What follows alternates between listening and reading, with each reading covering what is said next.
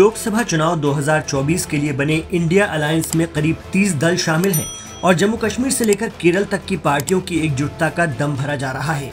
गठबंधन की अब तक पटना, मुंबई, बेंगलुरु और दिल्ली में 4 मीटिंग हो चुकी हैं और इन बैठकों में हर बार दिग्गज नेता शामिल रहते हैं, लेकिन अब तक सीट शेयरिंग को लेकर कोई समझौता नहीं हो सका है। कहीं वामपंथी दल कांग्रेस को दूसरे राज्यों में मेहनत करने की नसीहत दे रहे हैं, तो कहीं अखिलेश और ममता बनर्जी जैसे क्षेत्रीय नेताओं के तेवर पार्टी झेल रही है। वहीं अब बीजेपी टिकट बंटवारे के लिए मंथन कर रही है। चर्चा है कि बीजेपी जनवरी के आखिरी सप्ताह में उम्मीदवार तय करना शुरू कर देगी ताकि समय रहते कैंपेन शुरू हो सके। ऐसी स्थिति में इंडिया गठबंधन की आगे भी चुनौती होगी कि वो अपनी तैयारियों को पुख्ता करे। कांग्रेस को हाल ही में 3 हिंदी भाषी राज्यों में करारी हार झेलनी पड़ी थी, लेकिन इसके बाद भी इंडिया अलायंस देश के कुछ राज्यों में यदि समय रहते सीट बांट ले तो उसके लिए राह आसान हो सकती है। यही नहीं, बीजेपी के नेतृत्व वाले एनडीए को भी टाइट फाइट देने की स्थिति में आ सकता है। आइए जानते हैं वो कौन से राज्य हैं।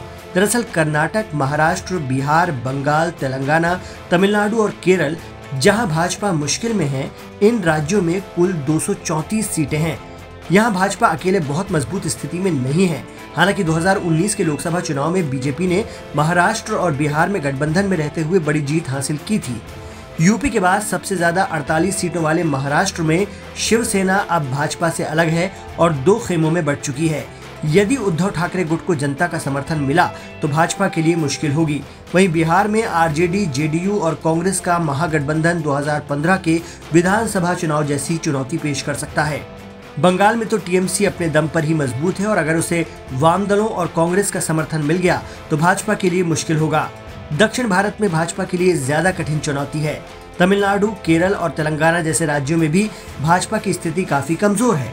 कर्नाटक में तो कांग्रेस विधानसभा चुनाव में जीत हासिल कर ही चुकी है। यहाँ जेडीएस और भाजपा एक पाले में है, इसलिए यदि पहले ही उम्मीदवार तय कर लिए जाएं तो कांग्रेस को बढ़त मिल सकती है। कर्नाटक में 28 सीटें और तमिलनाडु में 39 हैं। इसके अलावा केरल में 20, बंगाल में 42 और बिहार में 40 सीटें हैं।